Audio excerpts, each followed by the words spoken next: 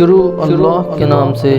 جو بڑا مہربان نہایت رحم کرنے والا ہے۔ حضرت لقمان حکیم نے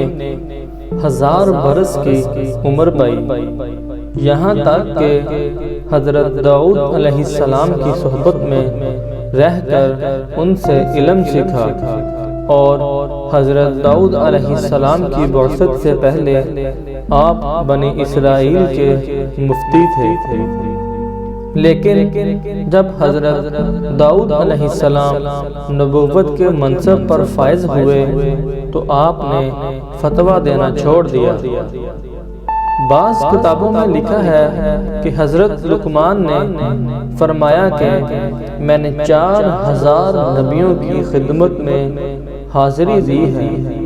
اور ان پیغمبروں کی مقدس کلاموں میں سے 8 باتوں کو چن کر یاد کر لیا ہے، جو یہ ہیں: جب تم نماز پڑھو تو اپنے دل کی حفاظت کرو، جب تم کھانا کھاؤ تو اپنے حلق کی حفاظت کرو،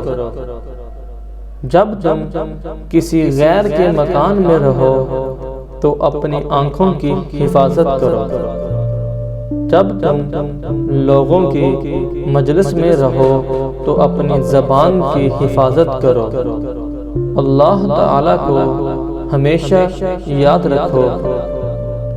اپنی موت کو ہمیشہ یاد رکھو، اپنے احسانوں کو بھلا دو، دوسروں کے ظلم کو فراموش کر دو۔